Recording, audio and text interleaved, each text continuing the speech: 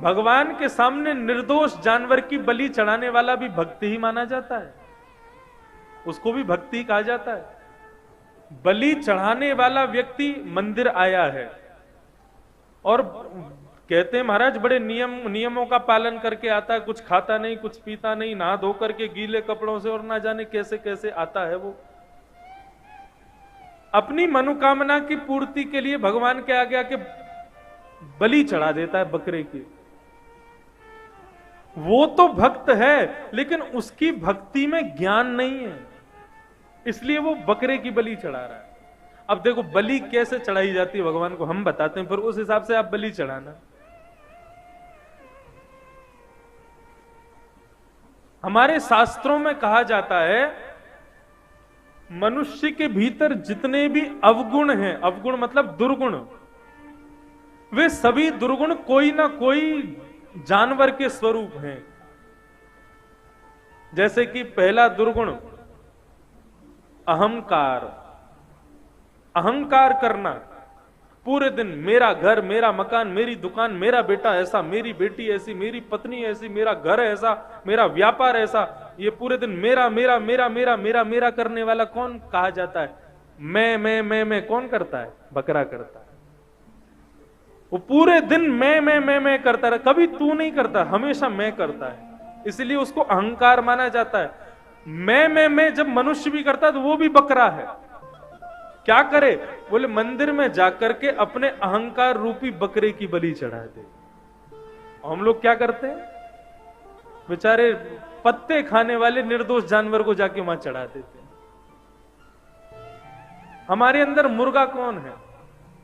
मुर्गे का एक दुर्गुण होता है कि उसके दाने को यदि उसका बेटा खाने जाए ना तो बेटे को भी भगा देगा वहां से। मतलब किसी के हक को भी छीन करके मार के खाने वाला ऐसा दरिद्री हमारे भीतर बैठा हुआ मुर्गा है। उसको जाकर के अपने हृदय के दरिद्री रूपी मुर्गे को जाके बलि चढ़ा दो। हम बेचारे मुर्गे की बलि चढ़ा देते हैं।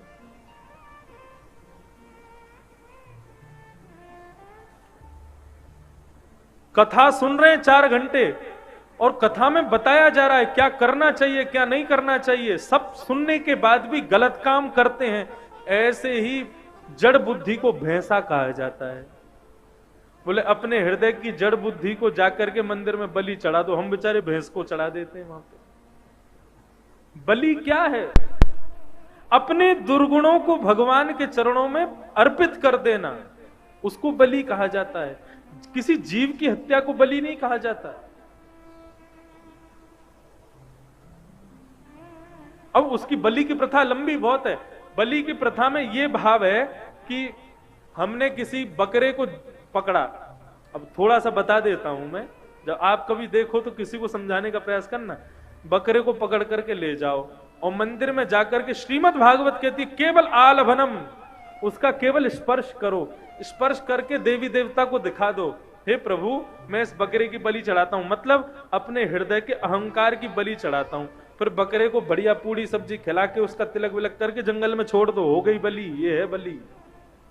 उसको काट देना, चढ़ा देना, वो बलि नहीं है। तो भक्ति तो है, लेकिन ज्ञान के बिना यदि भक्ति आएगी तो मनुष्य भक्ति के द्वारा भी पाप करेगा। मां तब तक खुश नहीं होगी जब तक उसके बेटे खुश नहीं होंगे। हमारे भीतर जो भक्ति है वो तब तक प्रसन्न नहीं होगी जब तक ज्ञान और वैराग्य हमारे भीतर नहीं आएंगे। उनको लाना ही पड़ेगा।